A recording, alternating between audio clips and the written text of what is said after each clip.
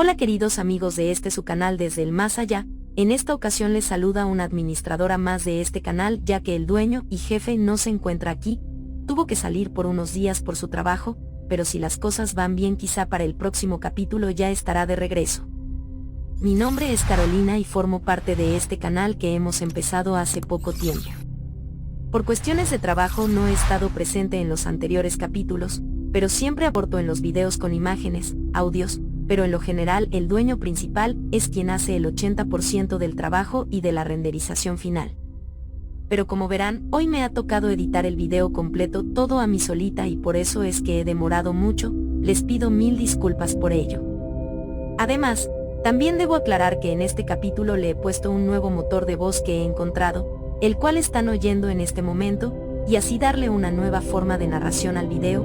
Esto lo he hecho obviamente con el permiso del dueño del canal, pero ya ustedes dirán en los comentarios si quieren que sigamos con estas nuevas voces o la dejamos con la anterior. Igualmente, y es muy importante saber, que este nuevo motor de voz es limitado, quiere decir que podemos usarlo por cierto tiempo cada mes. Si nos excedemos el tiempo permitido límite podrían pedirnos que realicemos un pago por ello. Por eso es que hasta que el programa nos lo permita haremos lo posible, si ustedes así lo desean, traer capítulos nuevos con este motor de voz. Aclarado todo esto, mandaré los saludos correspondientes a Dark King, Sebas Morales, Badkin, Antonio Moreno, Gunter el Pingüino, Israel Avendaño. Y también quiero dar gracias a todas las personas que dan like a los videos, dejan sus comentarios y se suscriben al canal, muchas gracias a todos.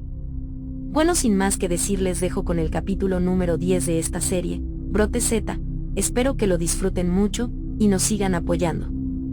Hasta la próxima.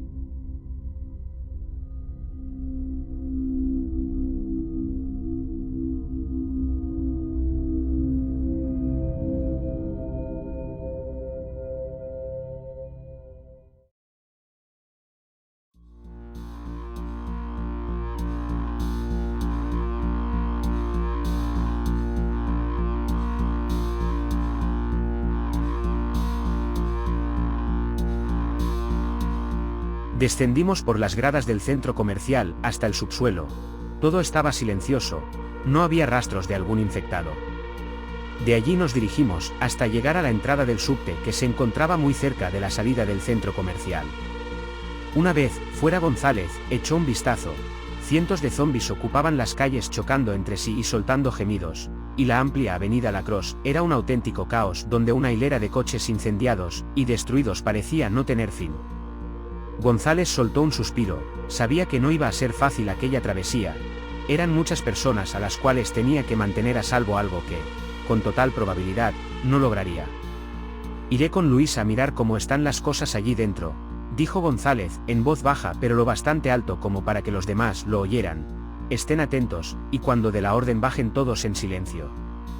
Todos, aunque no convencidos del todo, asintieron con temor. Dicho aquello González y Luis desaparecieron por las gradas de la entrada al subte. Pasaron lo que parecía ser unos eternos 5 minutos, pero luego apareció Luis dando la orden para bajar. Todos le miramos medio dudando, aquella cueva oscura parecía no presagiar nada bueno, pero los zombies en las calles estaban a unos pocos metros de nosotros, aún no habían reparado en nuestra presencia, por lo que sin más remedio empezamos a bajar por los escalones. Vamos, rápido, pedía Luis con apenas un susurro. Todos iban bajando temerosos, pero a paso rápido, ninguno quería quedarse atrás, de momento ninguno de los zombies de la calle había reparado en nosotros, pero de pronto, en tan solo una fracción de segundos, una señora que sobrepasaba los 40 años resbaló en uno de los escalones. Ante su repentina torpeza, no pudo evitar pegar un grito al momento de caer varias gradas hasta llegar al final. Aunque no los podíamos ver ya se escuchaba el ajetreo en las calles, los zombies e infectados habían escuchado el grito, y se precipitaron en dirección a la entrada. Inmediatamente tomé la mano de Gaby, y bajé los últimos escalones, pero a mis espaldas uno de los zombies había logrado coger a un hombre por los hombros, y tiró de él. Al girarme para tratar de disparar me di cuenta que ya nada se podía hacer. El zombi daba buena cuenta de él hincando los dientes con tanta rapidez que ya le había destrozado gran parte de su cuello. El resto de los infectados bajaron en tropel como podía. Algunos caían torpemente uno tras otro, pero al final se volvían a poner de pie. González y el resto empezaron a disparar dando tiempo a que el resto lograra llegar hasta un punto más seguro. «Ayúdenme por favor», pedía la señora que había caído por las gradas, se había fracturado el tobillo izquierdo limitándola a correr.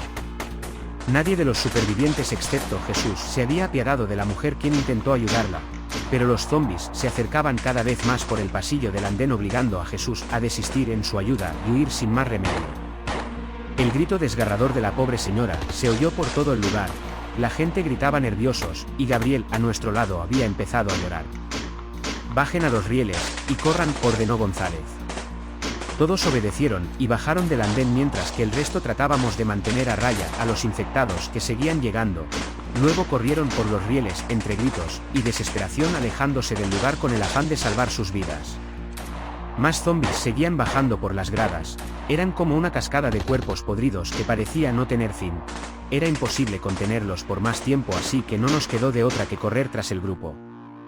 Los zombies ansiosos por nuestra carne, y siguiéndonos el paso caían a los rieles dándose de bruces. No hacían nada para frenar su caída. Solo se lanzaban y luego se volvían a poner de pie, y continuaban como si fueran máquinas que seguían órdenes sin queja alguna. «Vamos Ada, no te detengas, y sigue corriendo». Los infectados nos seguían a pocos metros, algunos caían tropezando con los rieles, pero el resto continuaban con su objetivo. Unos metros más adelante un tren que se había descarrilado bloqueaba el camino, en gran parte, pero había dejado un espacio entre el suelo y la parte lateral del tren por donde nos permitió cruzar del otro lado. Aun con la poca visibilidad que teníamos podíamos ver a gente muerta convertida en zombies en el interior del tren, pero habían quedado atrapados por el metal retorcido y las puertas manuales que se abrían por dentro. Unos metros más allá detuvimos la marcha. De momento habíamos burlado a la muerte gracias al tren descarrilado que les había bloqueado el paso. Ninguno de los infectados parece ser lo bastante inteligente para darse cuenta por dónde habíamos cruzado. «Pueden tomarse unos segundos para descansar», dijo González cerciorándose de que no había peligro. «¿Descansar?», balbuceó aquel hombre que desde un principio había estado en desacuerdo con todo. «Tenemos que continuar. Tenemos niños aquí que no pueden seguir nuestro ritmo», dijo Ada claramente molesta. «He dicho que descansaremos y eso es lo que haremos», terminó González mirando al hombre. Del otro lado se veía la siguiente estación, que era iluminada por la luz del día que entraba por las gradas, se veía movimiento. Un par de sombras iban de un lado al otro, y se podía escuchar gemidos. «Ada, tengo sed», pidió Gabriel con una débil voz. «¿Te queda algo de agua, Juan?», me preguntó Ada. «No, lo siento, se me ha quedado todo en el bus». «Toma la mía, Gabriel». Alex le ofreció una botella de soda que había guardado en su mochila. «Gracias, Alex, eres muy amable», agradeció Ada. Pasaron algunos minutos más antes de continuar con el viaje, y como había visto en la siguiente estación, había dos zombies, una mujer y un hombre que no representaron mayor problema, ya que al momento que cayeron del andén González, les partió la cabeza con la culata de su arma. Caminamos en silencio por varios minutos entre la negrura del túnel. En un tramo del recorrido nos topamos con dos trenes abandonados, en un cruce donde las vías tomaban rumbos diferentes, pero afortunadamente, no había señal de algún infectado ni zombi. El camino hasta llegar a la última estación fue tranquila. Una vez allí, uno a uno fue subiendo al andén, pero una vez allí ninguno se atrevió a continuar. «Descansaremos unos minutos», dijo González dirigiéndose a todos. «¿Alguna idea de qué vamos a hacer a continuación?», preguntó una de las mujeres del grupo. «Ya veremos», respondió González, «mientras tanto descansen que el camino aún es largo». Dicho esto, González sacó de su bolsillo un encendedor y un cigarrillo que se lo llevó a la boca, luego caminó hasta las gradas que daban a un pasillo y asomando la cabeza examinó el otro extremo. Acto seguido, hizo una seña y desapareció por el pasillo. «¿A dónde va?», preguntó Ada. «Tranquila, volverá», respondí acariciando su cabeza. El resto de los supervivientes estaban acurrucados en la penumbra en silencio, sentados o apoyados a la pared mirando de vez en cuando a la boca del túnel que se hallaba tan silencioso y ominoso, como la boca de un gigantesco ser monstruoso de donde salía un tenue gemido que parecía provenir del mismísimo infierno. «No veo ninguna salida», soltó Mark sin levantar mucho la voz. «Es la estación principal», respondió Jesús, Hay muchas conexiones de líneas subterráneas, si queremos salir tendremos que atravesar algunas de estas galerías. Genial, bufó Mark algo decepcionado. Luego de aquello, nuevamente el silencio del túnel volvió a reinar en aquel lugar, pero pasaron apenas unos escasos 2 minutos cuando Alex habló. «Oigan, ¿escuchan eso?», dijo con apenas un susurro. «¿Qué cosa?», contestó Jesús. Alex señaló al techo y las paredes. Todos nos miramos interrogativos. Al principio, no pudimos oír nada, pero en cuestión de segundos al fin lo habíamos escuchado. Por las paredes, y por entre los conductos de aire, se oían unos chillidos animalescos casi imperceptibles, pero al apoyar la oreja entre las paredes pudimos escucharlo mejor. Eran ratas, cientos de ratas que parecían querer salir a la fuerza por entre las paredes de hormigón, rasgaban y gruñían ansiosas de nuestra presencia. Todos nos alejamos de las paredes, sabíamos mejor que nadie lo que esas cosas podían hacer, pero antes de dar la alarma uno de los niños, quien se hallaba apoyado a las puertas de lo que parecía ser el sanitario público, soltó un grito de dolor. En su pierna, justo por encima de su muslo izquierdo, una rata se había colgado y mordía con ferocidad la piel del chico. Inmediatamente la sangre empezó a manar con gran rapidez, pero antes de que alguien pudiera reaccionar ante aquel repentino suceso, por las rieles y por entre los conductos de aire aparecieron centenares de ratas, los cuales se abalanzaron enseguida sobre el grupo de personas que se hallaban amontonados como ovejas asustadas en una de las esquinas. El espectáculo fue aterrador. Las ratas destrozaban carne y músculos con gran rapidez, y en cuestión de segundos casi la mitad del grupo había perecido. El resto, como era de esperarse, corrieron despavoridos entre gritos y maldiciones tomando rumbos distintos. Algunos en su intento de huida saltaron a los rieles y volvieron a perderse en la negrura del túnel, de donde nunca más, y con total seguridad volverán a salir. En aquel instante apareció González alertado por los gritos. En cuanto vio la escena inmediatamente nos pidió correr por el pasillo, y una vez llegamos del otro lado bajamos la persiana para frenar el avance de las ratas. Las ratas se habían detenido incapaces de atravesar la persiana, los chillidos que producían eran espeluznantes, y el olor que desprendían era insoportable. A algunas ratas les faltaba parte de su piel, y a más de una les faltaba el rabo y las orejas. «No nos podemos quedar aquí, Juan. Tenemos que salir», dijo Ada abrazando a Gaby. «Estas cosas deben de estar por todos lados», dijo González. «Tenemos que saber a dónde vamos, de lo contrario, nos acorralarán». De pronto Luis cayó arrimado a una de las paredes. Una lágrima rodó por su mejilla. Fue entonces cuando nos miramos los unos a los otros. Jaciel no estaba. «Debes seguir aún del otro lado. Tenemos que hacer algo», pidió Alex. «No», suspiró Luis. «Ya no podemos hacer nada. El muchacho ya no está con nosotros». «Maldita sea», estalló Alex con rabia mirando a las ratas. «Malditos engendros de mierda. Ojalá se pudran todos aquí adentro». «No sé cómo pude descuidarme del muchacho», dijo Luis con una débil voz.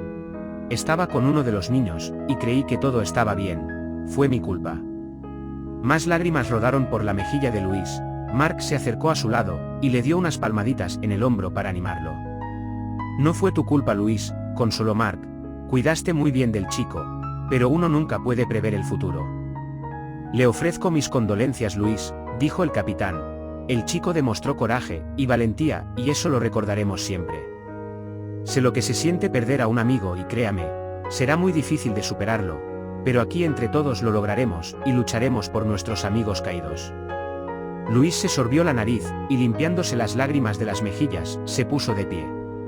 «Tiene razón, capitán, salgamos de aquí». «Malditas ratas», soltó nuevamente Alex furioso. «Estas son las encargadas de llevar el virus a los lugares donde jamás llegó. Mientras una de ellas siga con vida, el virus nunca desaparecerá».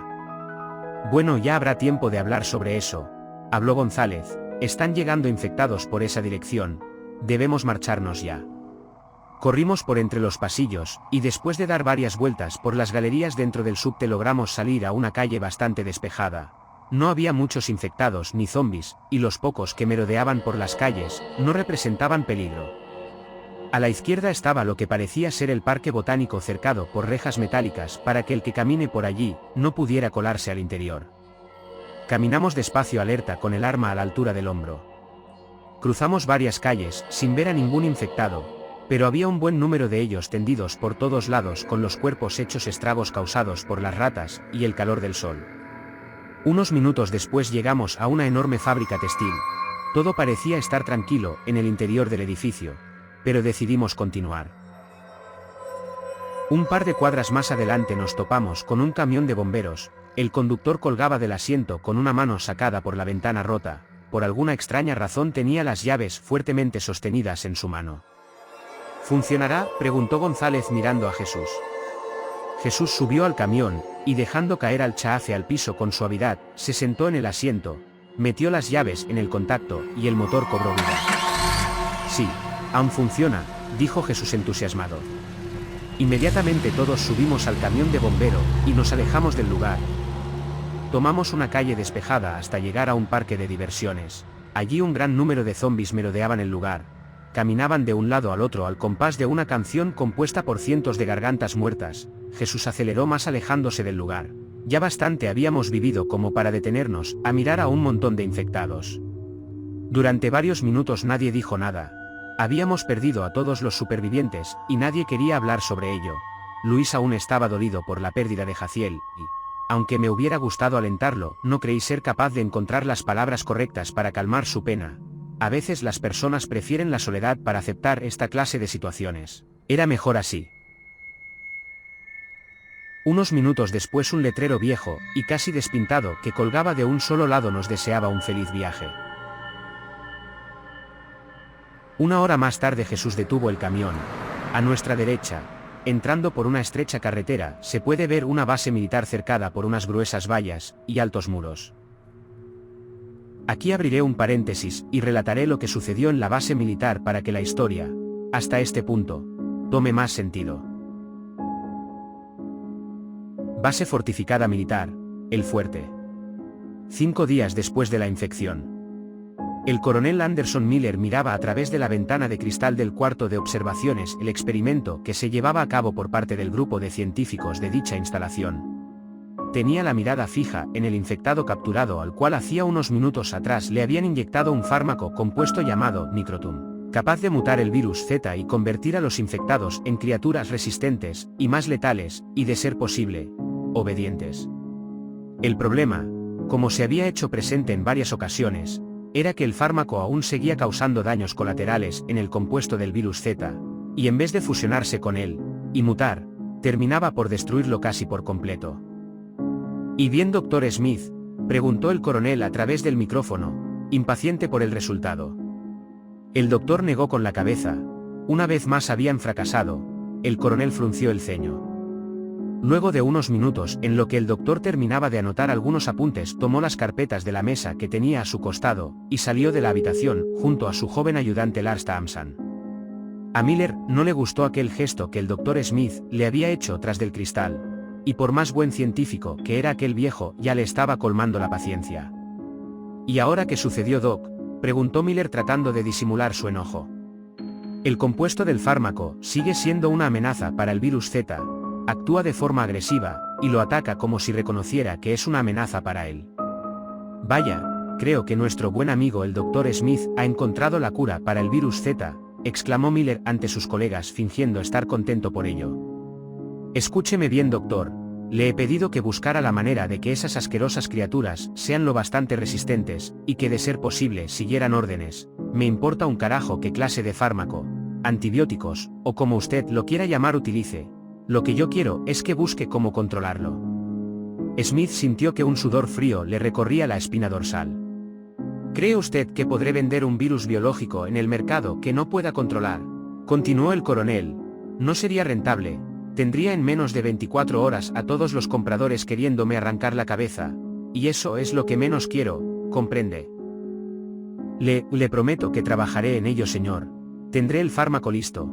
Solo dime unos días más, balbuceó Smith intimidado ante el semblante frío y penetrante de Miller. Bien, eso espero, de lo contrario usted será el próximo que se halle tendido en esa camilla. Recuerde que hay una fila larga esperando ocupar su puesto. Dicho aquello, el coronel desapareció por el pasillo rumbo a su oficina seguido de sus colegas y escoltas. En cuanto el coronel cruzó el umbral de la puerta, Smith sacó un pañuelo de su bolsillo, y soltando un largo suspiro se secó el sudor de la frente. Luego junto a su ayudante se dirigieron al laboratorio, a analizar una vez más el compuesto del fármaco Microtum. Smith evidentemente sabía que todo esto era una atrocidad. Miller tenía una visión apocalíptica. Quería tener control total sobre la Tierra, manejando aquellos monstruos que habían vuelto de la muerte. Quería manipularlos a su antojo y usarlos como soldados en los campos de batalla. Hombres que después de morir se volverían a poner de pie y continuarían luchando sin descanso. Y Smith estaba obligado a ser parte de aquello. El coronel Miller era uno de los tantos responsables de que el virus se haya esparcido por gran parte de California. Aunque todo no había ido como ellos lo habían planeado, aquello no era un impedimento para continuar con su objetivo. Después de todo, algunos países como Rusia, China e Inglaterra les habían ofrecido una buena suma de dinero y un buen puesto en las organizaciones más importantes de una nueva orden mundial. Algo que en los Estados Unidos no conseguiría. Si todo salía bien, serían los dueños del mundo. Smith se dejó caer en el sillón. Estaba cansado, y pensó que si se echara una pequeña siesta no le molestaría al coronel. Después de todo, la computadora era la encargada de hacer los análisis y los procedimientos necesarios en buscar nuevas muestras para un nuevo fármaco. 40 minutos después su ayudante Lars lo despertó. Smith lo miró, y por unos segundos desconoció aquel rostro joven de ojos azules que le había acompañado durante varios años. «¿Qué pasa, Lars?», preguntó Smith algo sobresaltado. «Profesor, la computadora ha terminado por analizar las muestras». Smith se levantó de su cómodo asiento y caminó rumbo a la computadora. Miró con asombro cómo aquel aparato había conseguido analizar las muestras en tan poco tiempo. Una vez más la nueva y avanzada tecnología le había sorprendido. Enseguida Smith y Lars se pusieron manos a la obra y trabajaron varias horas en aquella nueva muestra, y al día siguiente, y en un tiempo récord, tenían ya una vacuna con el nuevo fármaco. Pasadas las 10 de la mañana, Smith tocó la puerta de la oficina del coronel Miller para comunicarle que ya todo estaba listo para la siguiente prueba. Pero en su lugar apareció una mujer rubia y hermosa de unos 30 años, la cual de seguro era la encargada de que el coronel no pasara las noches aburrido en la base. Un cigarrillo colgaba de sus flacuchentos dedos. «Sí», preguntó la mujer rubia con una voz que para Smith le sonó angelical. «Busco al coronel», respondió el doctor. «Mala suerte, cariño, salió antes del amanecer a una diligencia». Smith no pudo evitar mirar su pronunciado escote. Tenía un tatuaje de un águila cazando una serpiente en uno de sus senos. La mujer, al percatarse de que Smith lo miraba con cierto disimulo, no pudo evitar soltar una sonrisa. «Lo siento, cariño, estas ya están ocupadas», dijo la mujer mirándole directamente a los ojos. Smith no pudo evitar sonrojarse, y sin decir ni una sola palabra se dio media vuelta y regresó al laboratorio. Una vez allí, y luego de pensarlo por unos minutos, Smith se decidió en llevar a cabo el procedimiento aún después de no contar con la presencia del coronel. Después de todo, a Miller le importaba saber si ya había obtenido su preciado fármaco. No le importaba cuándo ni cómo lo hiciera. Lo que le importaba era el resultado final. «Lars, quiero que se comunique con el oficial a cargo y que lleven a un infectado a la sala de pruebas», pidió Smith. Lars, sin mediar palabra alguna, desapareció con las órdenes que su profesor le había dado, y al cabo de unos minutos apareció nuevamente. «Listo, profesor.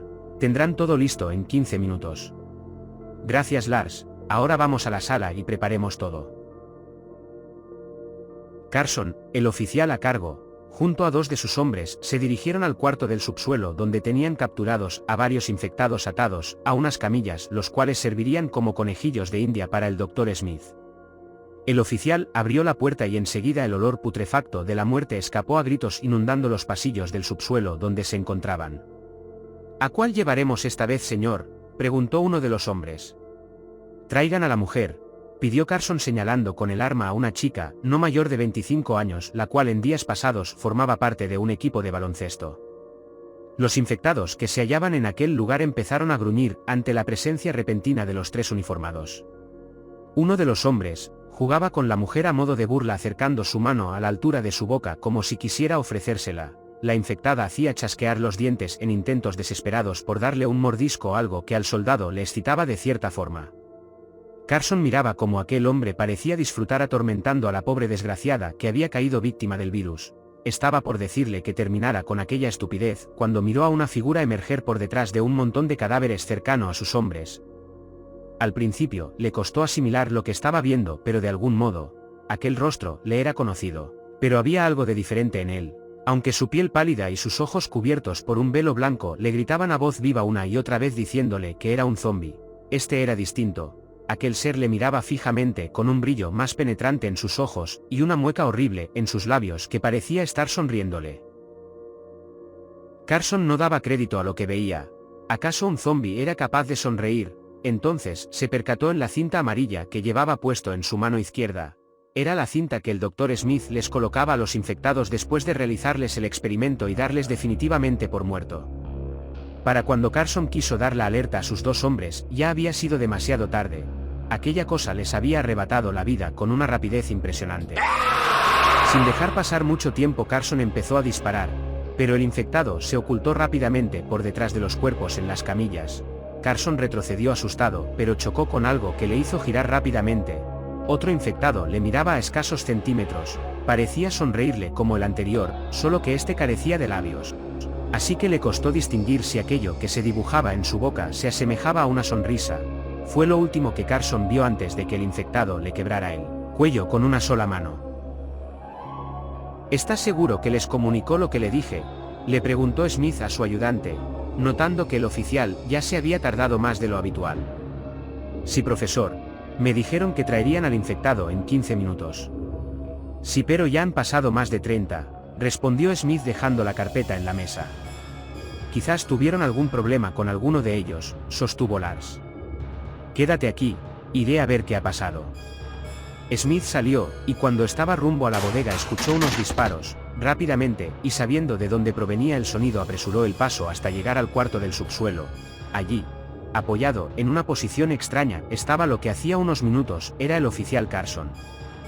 Llevándose una mano a la boca caminó en silencio en dirección al cuarto. Una vez allí escudriñó al interior.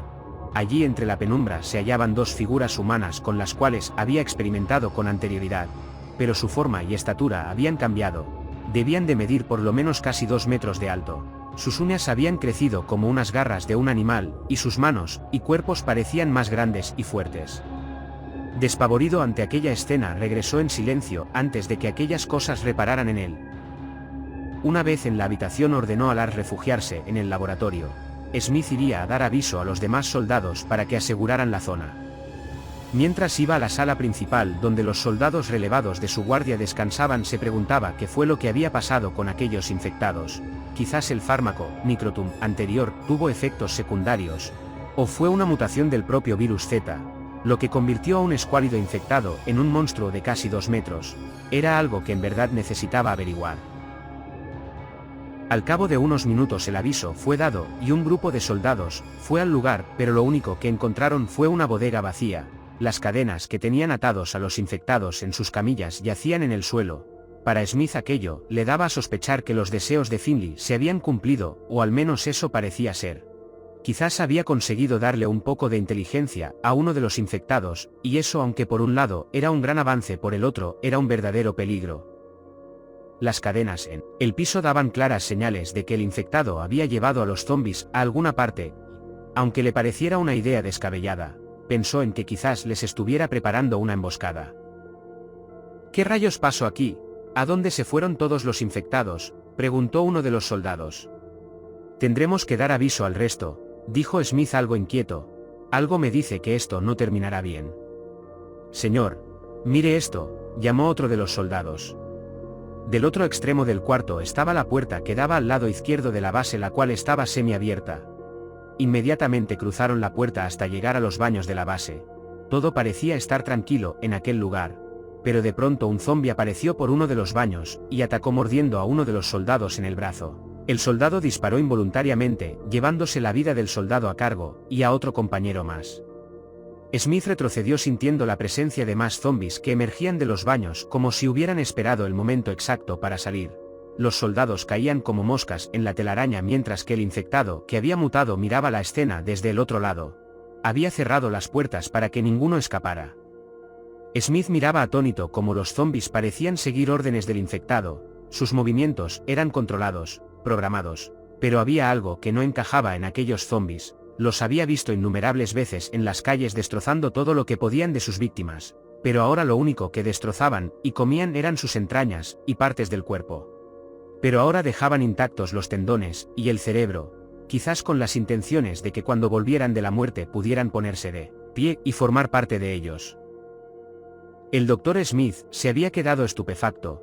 Los planes y ambiciones de Miller habían ido más allá de lo esperado. Sin saberlo, le había otorgado a un infectado la capacidad de pensar y manipular a los zombies a su antojo.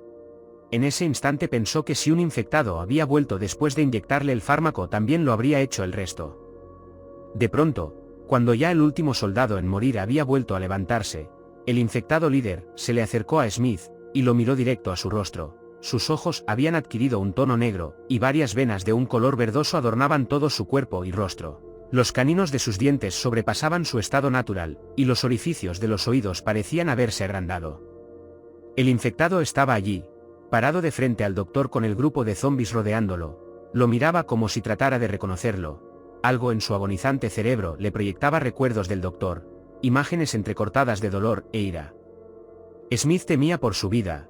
Quizás morir de esta manera era lo menos que quería en este mundo. Pronto aquel ser que él mismo había resucitado estaba a punto de quitarle la vida. Cerró los ojos y rogó porque aquel monstruo lo matara de una manera menos dolorosa.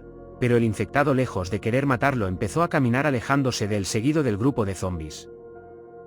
Smith los vio desaparecer por uno de los pasillos. Sintiendo desfallecer, cayó de rodillas con el corazón palpitando más de lo normal, aún sin creer lo que había pasado. Pero sabía que no podía perder más tiempo. Tenía que dar aviso a su ayudante y al resto del personal, así que salió del lugar y fue directo al laboratorio.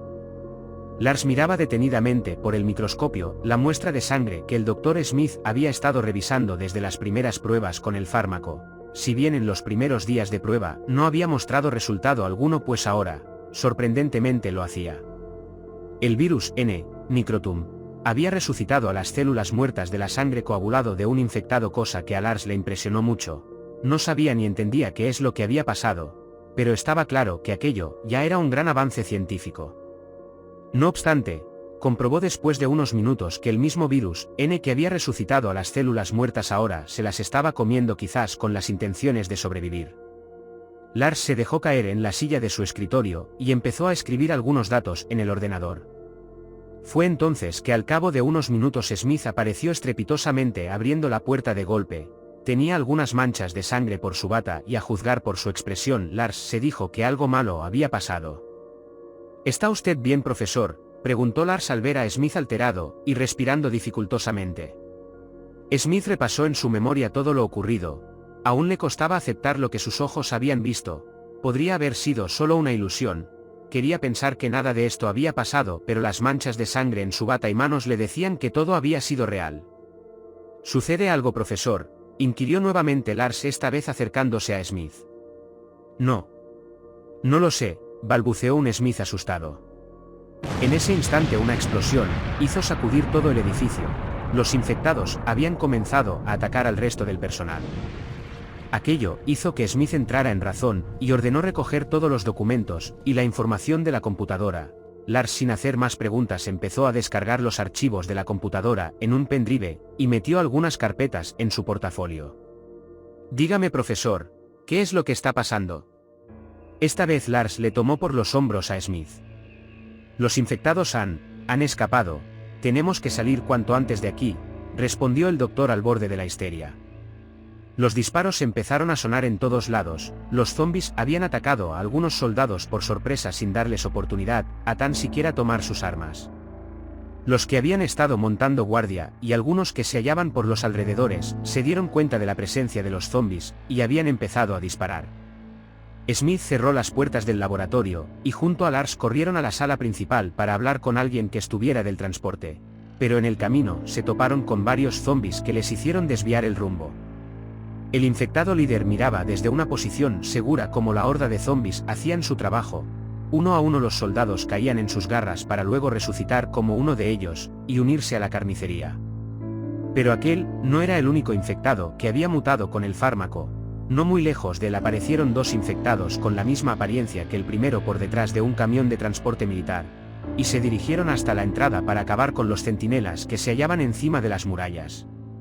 Uno de ellos, el más cercano a la muralla, tomó impulso y pegó un salto de más de 4 metros y se colgó de la barandilla justo delante de dos soldados que disparaban a los zombies intentando detenerlos. Con un rápido movimiento el infectado tomó a uno de ellos, y lo tiró varios metros por encima de la muralla hasta caer del otro lado.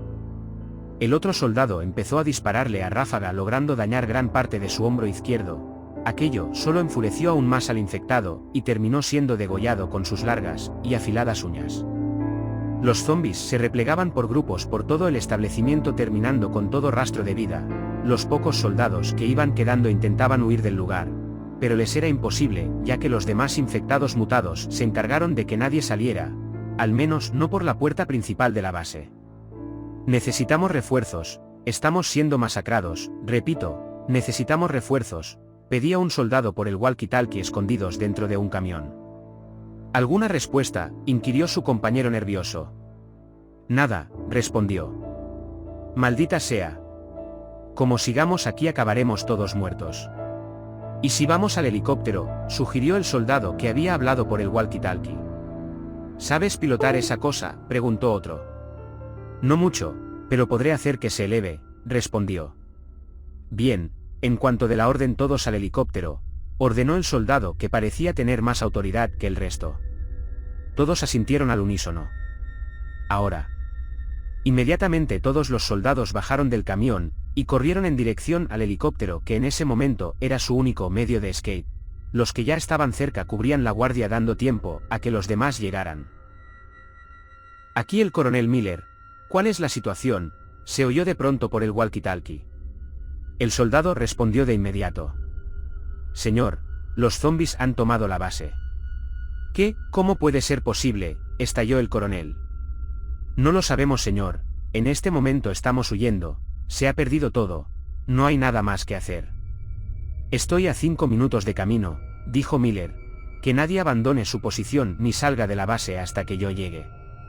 Pero señor, estamos siendo masacrados, respondió el soldado entre disparos. Es una orden, terminó el coronel, y apagó la radio. Miller estaba de regreso a la base luego de estar ausente varias horas. Su piloto le informó que en 5 minutos llegarían a la base, pero ya se podía ver a la distancia una capa de humo negro elevarse por los cielos. 5 minutos después el helicóptero surcaba los cielos de la base. A sus pies estaba lo que hacía unas horas, era una base bien fortificada, la misma que ahora. Era un campo de batalla, y a juzgar por la escena los zombies parecían estar ganando. Señor, no veo un punto seguro para aterrizar, comunicó el piloto. ¿Quién dijo que íbamos a aterrizar?, respondió Miller. ¿Y los demás hombres, señor? El coronel se limitó a responder. Miraba impaciente a varios puntos determinados de la base como si buscara a alguien o algo. No entendía cómo habían entrado los zombies hasta la base. Necesitaba respuestas, pero el único soldado con el cual había hablado no parecía tenerlas. De pronto miró como unas figuras de tamaño considerable recorrían la base saltando de un lado al otro como si fueran enormes grillos. Miller tomó su binocular, y pudo apreciar con lujo de detalles cada facción de aquel engendro. Tiene que ser una broma, pensó. Algo así no podría existir. Eran seres horribles, y de aspectos monstruosos. En la base sus hombres morían como ganados, en un matadero. Ya no podía hacer nada por ellos. Los zombies les sobrepasaban en número, y no pasaría mucho hasta que ya no les quedara más munición. Daré la vuelta y descenderé un poco, dijo el piloto. El coronel asintió. La nave empezó a descender rápidamente hasta situarse a unos metros a la altura de la base.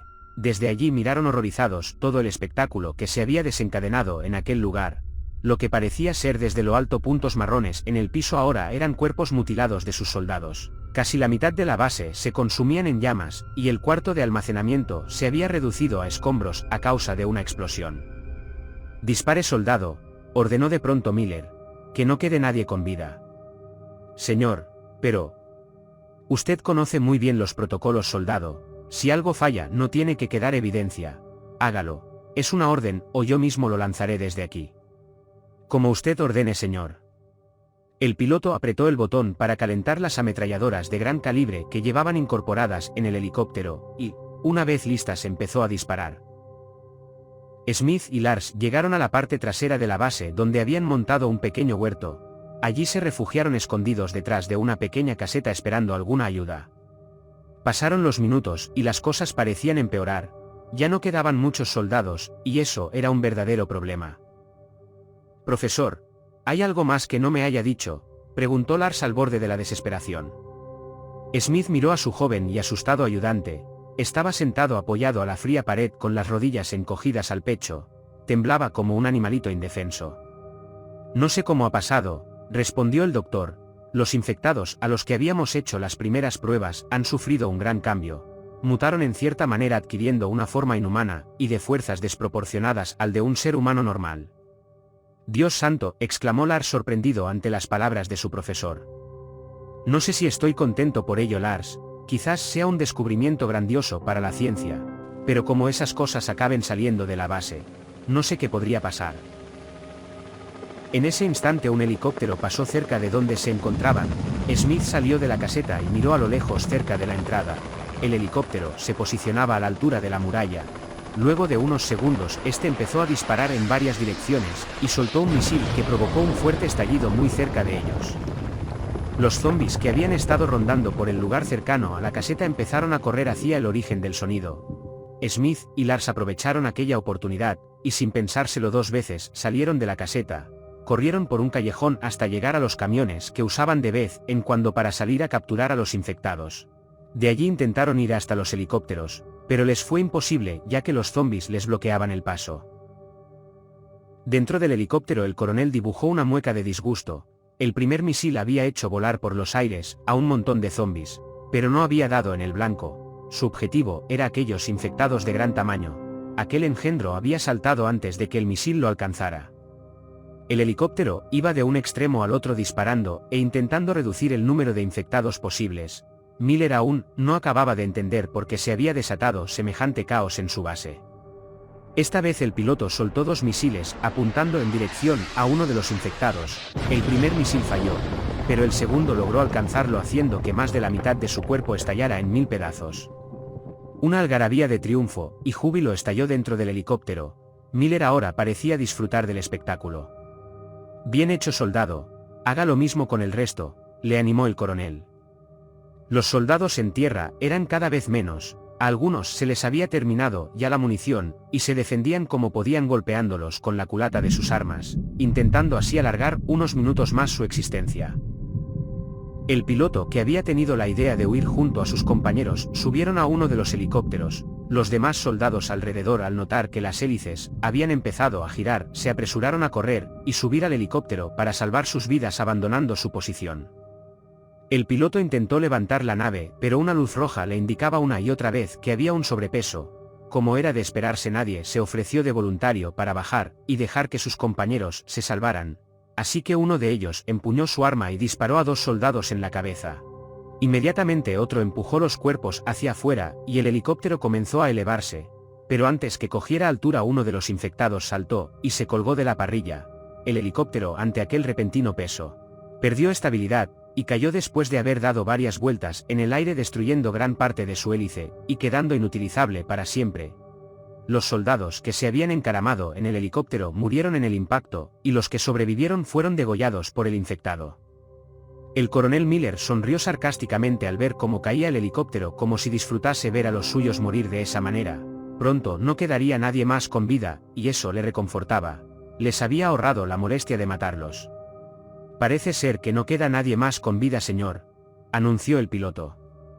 Me parece bien, aunque no he visto a un gran amigo mío llamado Smith. Quizás siga atrapado en el laboratorio. Y entonces, señor, daña las torres de comunicación, y vámonos de aquí. El bombardeo hará el resto, y eliminará cualesquiera evidencias. Un misil bastó para derribar la torre de control, y dañar las comunicaciones con el exterior. Luego el helicóptero dio media vuelta y dejó atrás la base militar.